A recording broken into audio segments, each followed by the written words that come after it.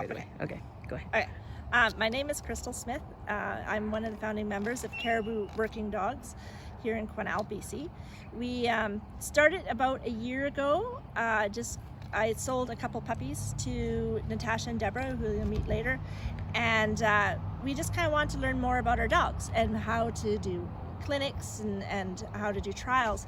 So kind of all got started. I wrote an article, just a blog post for my farm website last year after I'd gone to Dawson Creek to do a trial. And it was a beautiful trial, gorgeous, fields, and it was gorgeous. And so I hadn't done this in 20 years, so I thought, I will go, it'll be fun, it'll be great. It was fun and great, and the dogs were terrible. My dogs were terrible. So Mikey, who, he never bites a sheep, he tried to rip one to shreds. My Wendy dog, who's got problems gripping, she decided to try to put one in the creek or into the pond and try to drown it. It was a disaster. So I thought, well, I might as well just make light of it. Things happen, not a big deal. So I wrote this article saying, this is what happened to me, but here's the positives that come out of it. But we just want to have fun, and this is just something we do to get out of the house and get away from our husbands and wives for the weekend. And at the very end, I said, I think us newbies that we're into this sport, we need to do our own trials, and us newbies, we need to reunite and do this. So Deborah and Natasha kind of took it to heart, and they're like, let's do that. I'm like, are you serious? Like, we're really gonna do this? So back in December, we're like, yeah, let's do this, right? Let's put out a Facebook group and just see if anybody else is interested in doing this. That's all we thought. There might be a couple other people. We had no idea that this was going to explode. Like, it just exploded. The people that come out and they're like, yeah, I just, I have a dog. I just want to even know if it's going to, do anything. Who's going to train? What are we doing? And so we thought, wow, like, okay, the people are interested. We didn't really realize. We thought, 50 people would show up, and we're like, cool.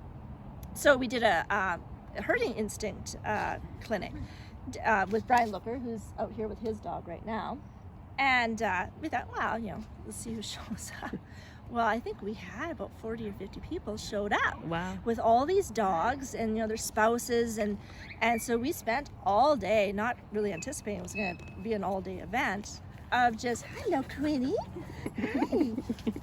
Hi. Of just going, okay, this is what we know, what little we know, and try to help people go, okay, this is, your dog looks like it's going to start, and here's some options for people who have sheep, and kind of go from there. And then we're like, well, let's do a trial, because nobody's doing trials, and we had no clue what we're doing, right? That's the best thing when you don't know what you're doing. You can make every mistake in the world. People are like, you just tried. So let's do that. So we brought in, and we thought we want a clinic too, because there's no clinics going on.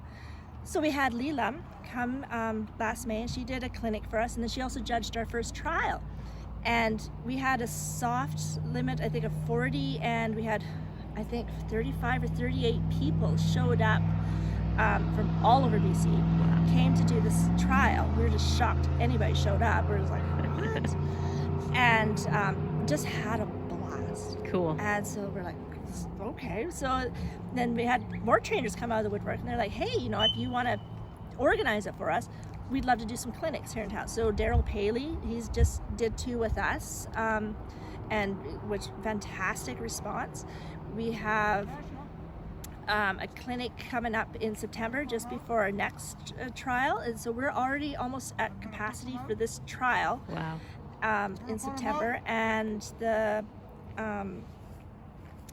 clinic, I think we're just about full on that one too. Wow. So we're just like, holy crap. So we're already planning actually for next year. We're like, okay, people want to do this, and we just want to do it for fun. So cool. Yeah.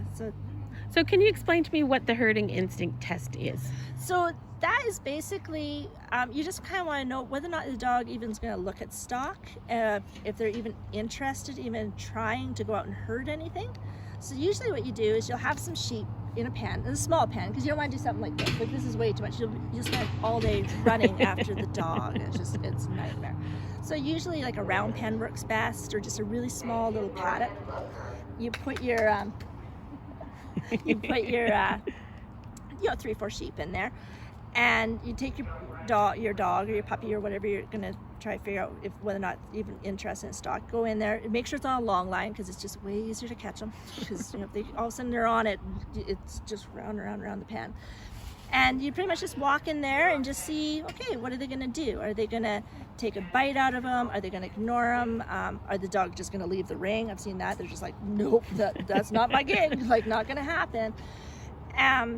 Yeah, you just want to see if they're going to circle a few times, just kind of see like what's going to happen, and then from there you start building your foundation. So you want your basic obedience. You want breaks, so you want your lay down.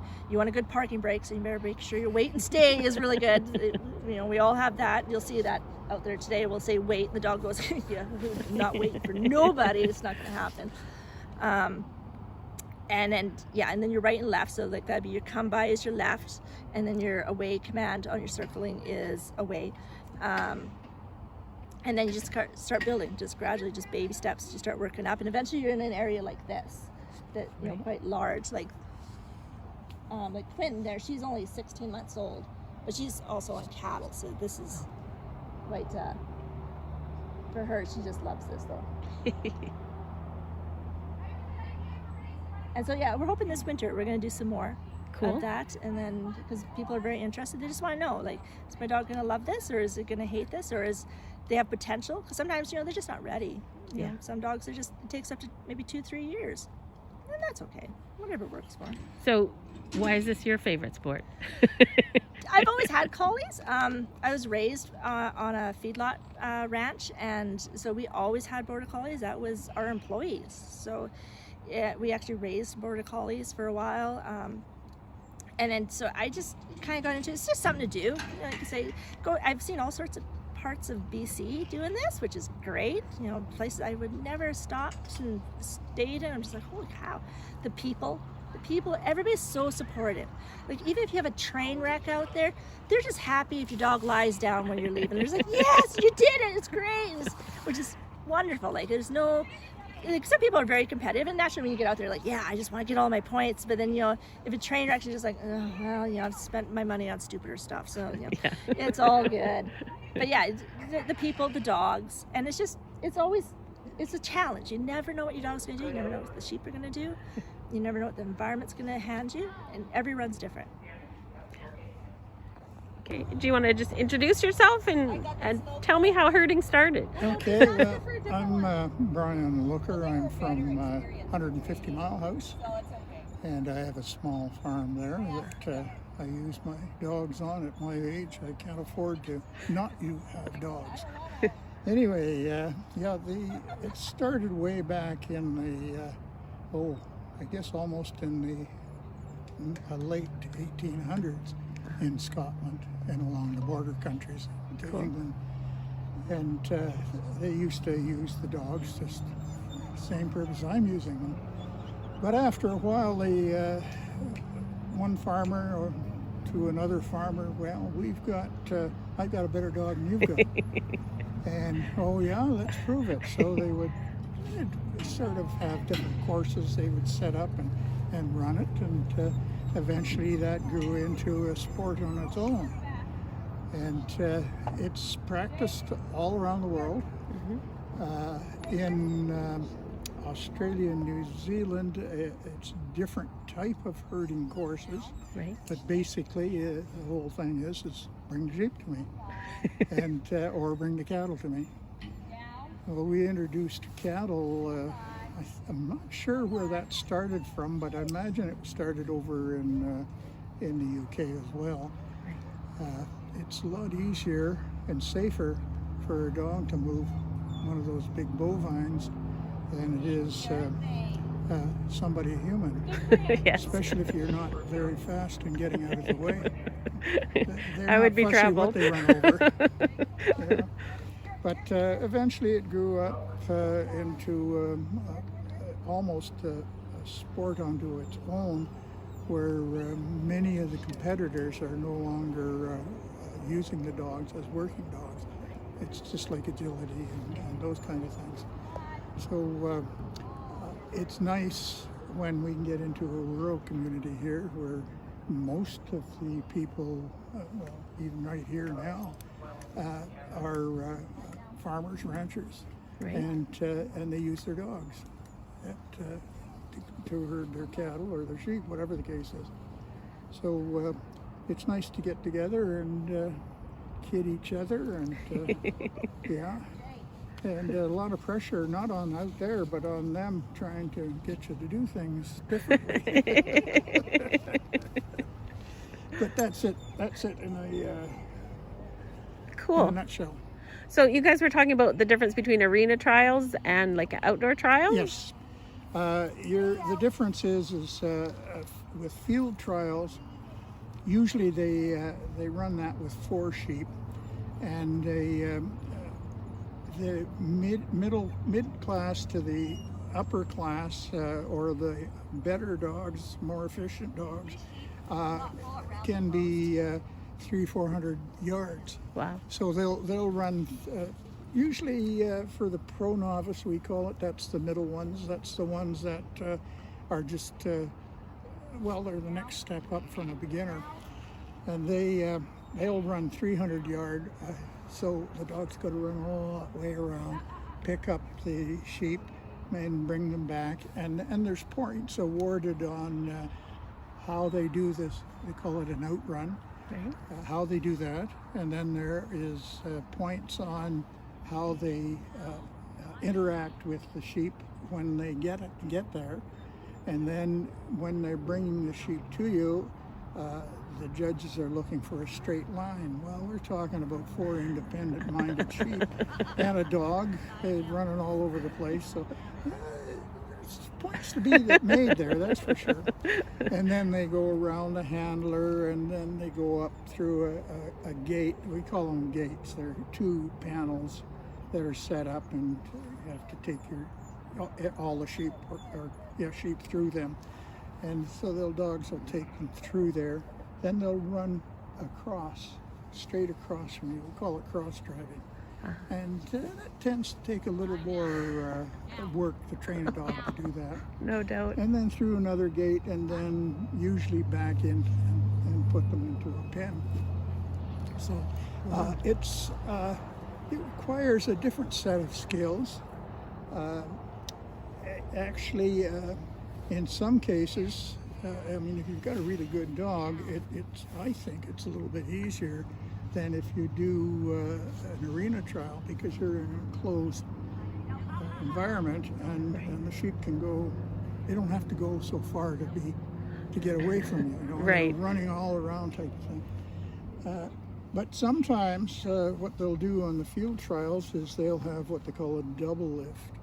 So they'll go and pick up a bunch of sheep, and they'll bring them in, and they'll have to put them in the middle of the field. Then the dog has to go back and get another group, put them together. Then they bring them in and go through all the other things that I mentioned, and then they have to separate the sheep. So it's just a line on the ground that they put in, and they have to hold the sheep within that, and then they've got to separate the sheep from the first ones they got from the second ones, and then take whichever group they're told and put them in a pen. Right. That is where it gets really difficult and a lot of fun. So, and then there's another variation to that is using 2 dogs. And that's the one I enjoy watching. Now, down in the States, it's becoming more and more popular of ranch dog trials, where they have practical things like the stock trailer down there, loading cattle or sheep into that and out the front door, and they have different types of obstacles that are more related to actual work situations. Cool. Some places they'll have a panel set up parallel to a fence where you would bring sheep in and hold them there, and then you have to open a gate and separate them. Right. Manually. The dog doesn't do that. You have to do that. And then when you get the proper ones out, then you take the others and load them into a trailer and things like that. Cool. So there's lots of variations to it and lots of fun involved in it, and frustration. Yeah, no doubt. It's nice to see practical applications, though. Like, Yeah. Oh yeah. Yeah. It is. Yeah. Yeah. It can be very frustrating in the early stages of training, especially if you're a newbie. It's very difficult, and you tend to want to do, well, you have too much going on in your mind and you forget about baby steps. You've got to take one step first, do your training on that, then advance type of thing before you do any of this stuff. Yeah. Now, a lot of these folks, not a lot, but there will be folks up here, that's where they actually start, is out here. It's very difficult. And especially too, if you don't have good control over your dog, obedience is probably the single most important thing in dog handling. Doesn't matter what it is. I know, and it's, in my opinion, just the boringest to train. Well, yeah, it depends on what you're doing. Yeah, If very helpful. If you're training for competition, yeah, it's terribly boring. Yeah. But I used to train tracking dogs. Oh. And that's a whole new different game in that. Yeah, I love tracking. And then search dogs. I've also trained in search dogs, and that's a whole new subset. Yeah. Now the interesting thing is these border collies. Don't let anybody else hear this, because I have New Zealand dogs. They can usually handle both the search and the tracking. Yeah. And but it takes a lot of work. Well, I can tell you, my dog that I was telling you, she's Lab Border Collie. Yeah. Nose work is her favorite. We do like nose work as a sport, but I've also trained her for lost cat detection and tracking as well. She is amazing at all of it. Oh, yeah. Well, it's like in anything like that, there's different types of tracking. Yeah. You get what they called as footstep tracking, and this is what used to be popular in the earlier days. Yeah. And then it was Americans that changed their type of tracking to, they called it, tracking by drive. Right. Where you're usually on the long line, like you see the police dogs doing. And then you trot along behind the dog. You don't walk, you trot. Right, yeah. Yeah, I really enjoyed the tracking part of it. That was something to see. And, Yeah. I've tracked, I've done a number of searches and tracking for actually real life situations. And, cool. You can learn out this, and you can have this all set out and do it, and then all of a sudden you go into the real life situation and blows everything up. But the dog has the fundamentals, and that's the important thing. Yeah. So tell me about your dog. That dog, that's Hawk. Hi, Hawk. Which is short for Hawkeye, which is the New Zealand war dance. I decided to call him that. I have 5 dogs, and but I thought I would train him and give him a New Zealand name, a Kiwi name. And I have a young brother to him. I just got him about 1.5 years ago. I call him Kai, which is Maori. But that's the extent of their connection. They're trained differently. It may look similar when I'm out there, but that's really not the case. They're a very different dog, a different set of rules that they work by.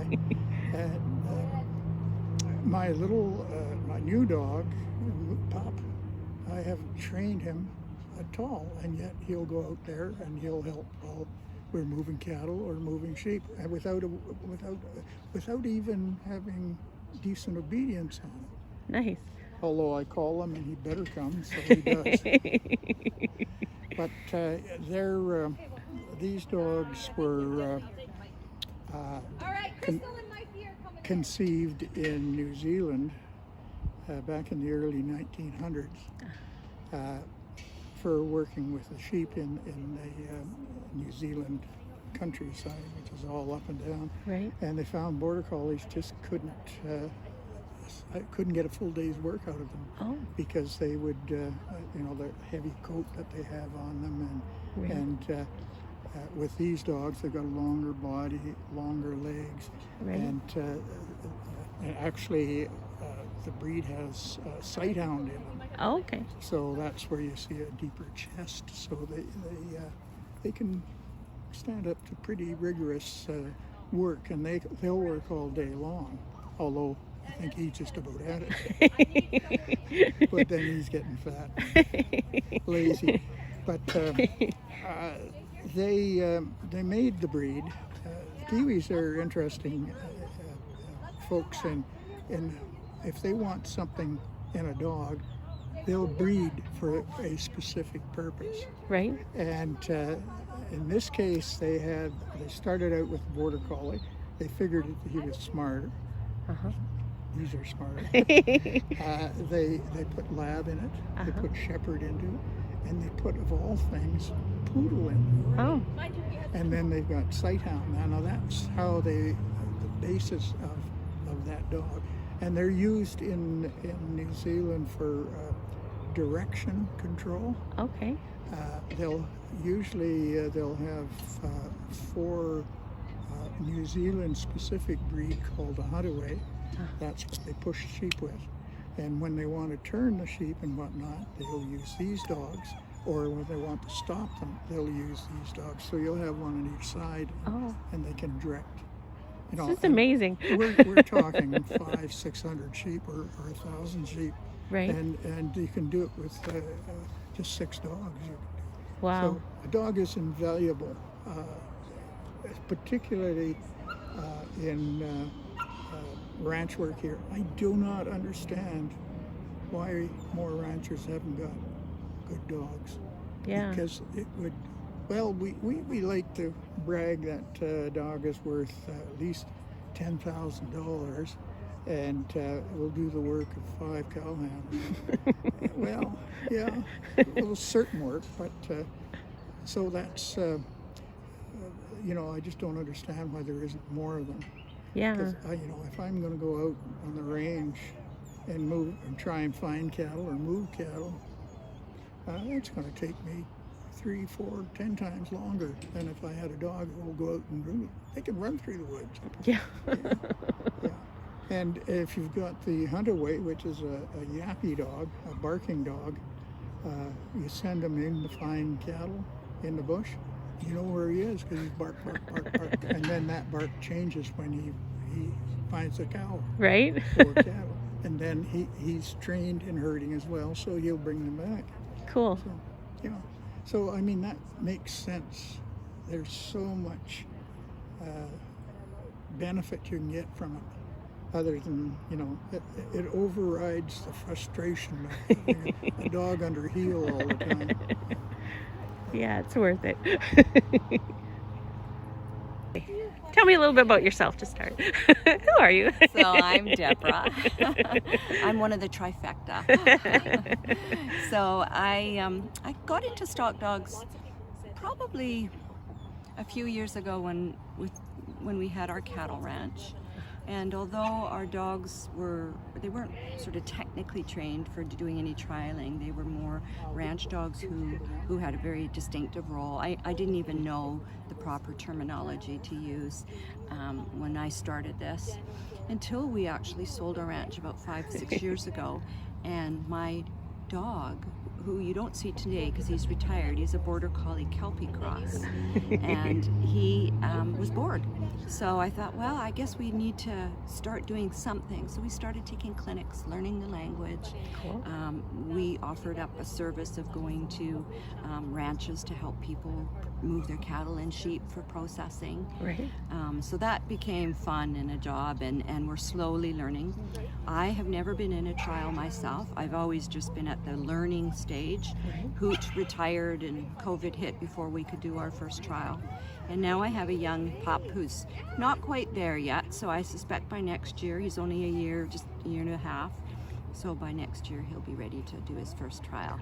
Cool. So I'm excited about that. In the meantime, I'm actually too busy to trial with all of this stuff that we're setting up.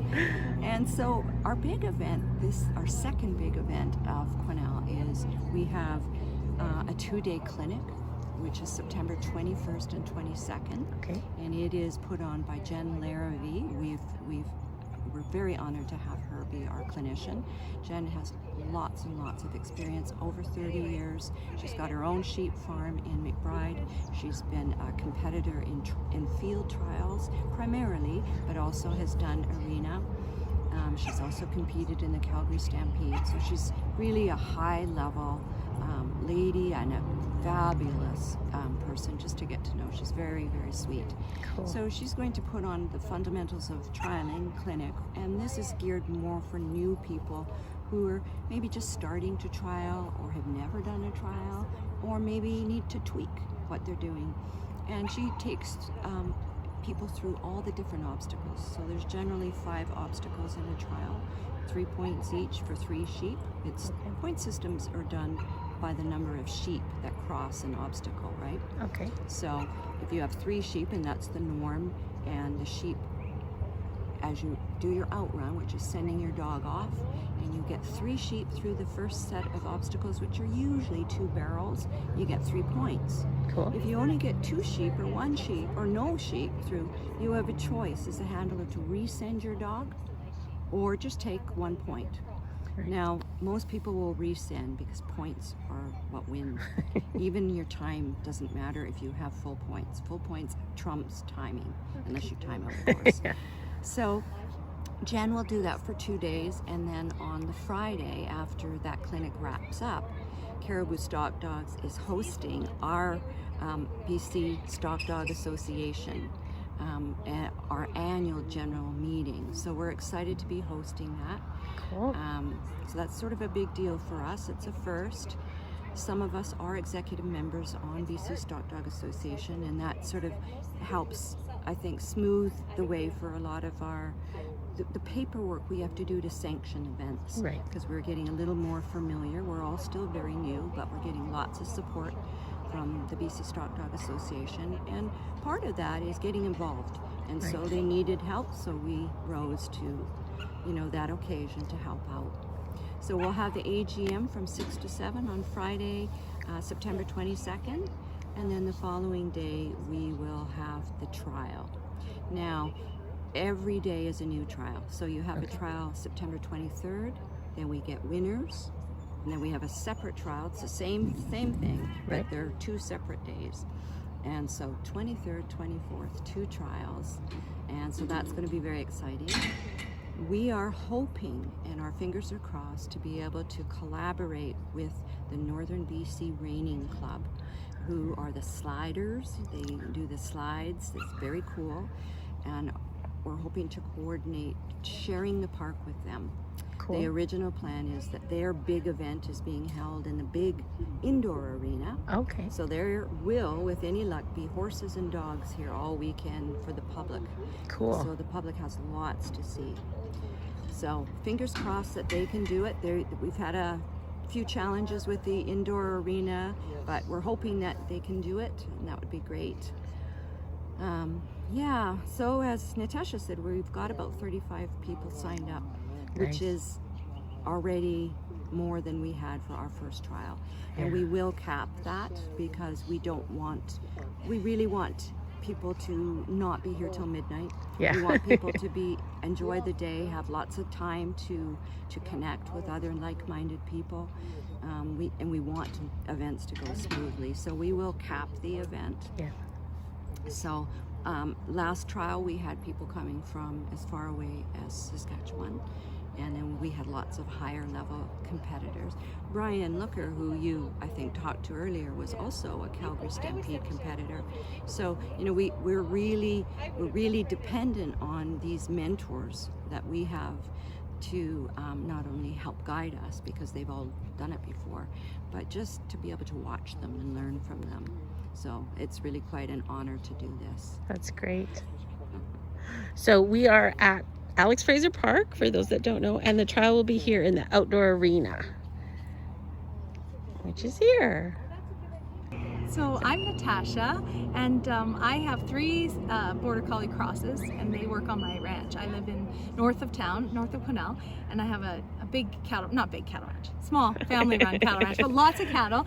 And we worked there for like 12 years before we started getting a stock dog, and I wish I had done it right at the beginning, because I cannot believe the amount of difference. Like, my husband jokes that if the dogs could open gates, he wouldn't even have to leave the house, because they're just so smart. Like, it really blew me away learning how to use them. And like, literally you can just stand at a gate and tell them to go get the cows, and they bring them up, and they learn the schedules, and they're just brilliant. They're really great creatures. They'll get out there in the middle of the winter, and I don't know, I just totally fell in love, because when I first started, I actually disliked Border Collies. I found them so obsessive, and their behavior is so weird. So when I lived in the city, I always thought, no, I'll never have a Border Collie. I was a German Shepherd fan, you know. And now that I've learned them, I just find them quirky. Like, I just find it really appealing, because that's what makes them such great stock dogs, because they want to run and they want to collect things, and right. So I appreciate those foibles about them. So it's actually really neat. And so I fell in love, definitely. All the stock dog breeds. There's many. The healers I really like. I have a cross between Border Collie and has lots of other things in her, and she's really good with the healing stuff, and she's great in a small area. Border Collies are really good in big areas, and it's just great because we have a team. So I go out there with 3 dogs, and they each have a strength,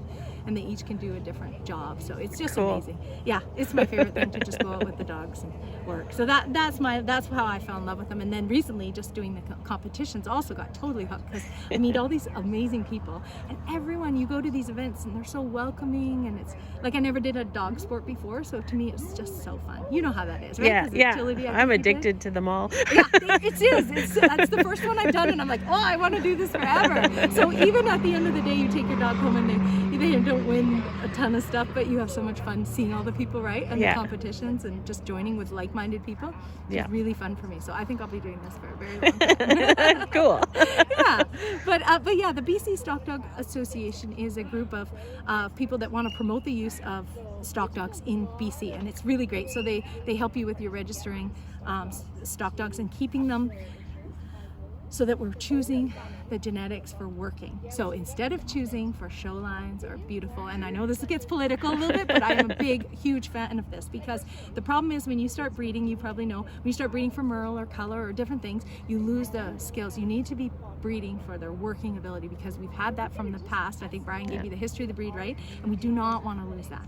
We need them to keep that, because that's what makes them such great partners, right? They can work all day, they're tough, their endurance is still really good. They're smart. They're smart. They're good with your family. Like, I'm amazed. You go to these events, there'll be Border Collies lined up everywhere, little kids running around. I never could do that with our German Shepherd group. Like, I did a little bit with German Shepherds, and you would go, and you always everyone had to keep their dog on a leash, and it was always, Border Collies are really a versatile breed. And I know it sounds like I'm only saying Border Collies, but the New Zealand heading dog, amazing too. Healers, all the stock dogs have just been bred beautifully for working, and we want to, so the BC Stock Dogs is all about that, getting people into the use of stock dogs, whether it's for competitions, ranches, getting us all together to kind of learn, get events like this where we can have clinics and training. So it's a really good group. I highly recommend becoming a member. It's really cheap to do right now. And if you have any kind of working dog, any stock dog that you have, healers, collies, people even herd with Rottweilers, German Shepherds. I've seen some Belgian, I can't remember what they're called. And what about Pomeranians? Because they're herding dogs. You know what? I went to a trial where a Frenchie herded cattle, so I'm not going to eliminate any breed. And it's all about just working sheep. And it's really neat, just such a neat sport, because there's the sheep and you and the dog. It's like nothing I've ever experienced. It's not just a agility course where there's an inert thing there. There's a sheep, and it's just so, I think I'll be learning forever, because you gotta watch a sheep, and at the same time you gotta figure out what your dog's doing. And that teamwork between you and your dog is, and trying to do a course at the same time. I'm sorry, but it's wonderful, because that means we'll be learning for many years to come. But the BC Stock Dogs, definitely check out their website if you get a chance, because they have lots of, we're working on, we got a new group that's kind of started up, and after COVID, right, trying to get lots more members. We'd like to see a bit more benefits for our members, and see lots more people who have stock dogs join. So it'd be really cool. Yeah. So if someone wants to enter a trial, Yeah. how does that go? Is it through the main organization or the ones through... around here are through Cariboo Stock Dogs, and we Okay. have a website, which Deborah's told you about, I'm sure, and our Yeah. Facebook page, and that's where you would start. And BC Stock Dogs, people from all over also put on trials. So any little group or person who has a ranch can put on a trial and Right. sanction it through the BC Stock Dogs. It just means that you're abiding by certain rules, you're careful, you're treating the stock properly, and you have insurance for anything. So that's why the BC Stock Dogs get involved. But Cool. they have lots of other benefits to members too. It's really quite neat. So this is not something I prepped for ahead of time, but if, say, you want to start this and you don't have stock... Well, that's a very common question, because Deborah and myself, because I don't have sheep, so I have cattle, and it's a little bit different working sheep, so I do look kind of like a newbie out here, even though we work on cattle a lot, is find a group near you. So we've had this with so many people. We had a group, people came out to do clinics, and they love it, they're addicted to it. I say find other people who are interested, like me and Crystal and Deborah just ran into each other, we all want the same thing. We have someone wonderful like Crystal who has sheep. Find someone like that, treat them nice, buy them coffee whenever you can, because if they're willing to haul their sheep down and let you practice on it or have you come to their farm, that's huge. Lots of people offer that, like there are people around town who we have resources for that offer that. You can pay them to go use their sheep, or find friends who can get together. And we've even heard of a co-op where they rent, a couple of girls in Prince George have actually rented some sheep or bought some from a friend in McBride, and one girl has room and they all pay together to take care of them so that they can work Cool. on them. Yeah, but people use ducks. People use sheep, chickens. I've heard even before. You can work at home with so many of the basics. Like if you're interested in it, you know what? Don't laugh. But you can use, as long as you're careful. When I started, I had the cats. My dog was so interested in them, so there wasn't any physical interaction, but I could still use it for like teaching her to get out or back away or take an away flank or a come by flank. It was really interesting. Yeah, you can't do it very long, but start your stuff at home if you're interested, and then find some people once. Like I only get to go on sheep, I'll be lucky if it's once every 2 weeks, so, and some people way less than that, but it's still really fun. And even then you can still have fun and be competitive and go to clinics and meet people. Yeah. Cool. Yeah, but we do need more people interested, and then there might be more sheep, more backyard sheep, right? Yeah. It's really addictive. It's a very dangerous slope. I know. I'm like, I need another dog. No, seriously, and just get a pup, because I just got her and it was like, oh my gosh, you need another dog. How many do you have? Only 2. Only? That's too cute. It's really quite fun. I'm just loving it. Yeah, we'd love to see some practice drop-in sessions. We haven't got there yet, mainly because, and I hesitate to say it, but it's really cost prohibitive using this area. So we'd love to find someone with a ranch. Mine's too far out. I'm way out in Hickson. Crystal's doesn't have quite the room, but we might do 1 or 2 there. And we'd love to do indoor, obviously. It's in all winter. Everyone could just drop in and pay $10 and practice, right? Like that would be perfect. But when it costs $500 for the weekend to use it, or it's better we are getting better. Like I think it's only about $100 now for 4 hours, so we can all share that. So we're working on that. This winter we'd really like to do that. Yeah. Cool. So it'd be nice to have more people be able to come out. Yeah. There are so many people who are interested in the sport. Yeah. Cool. Yeah.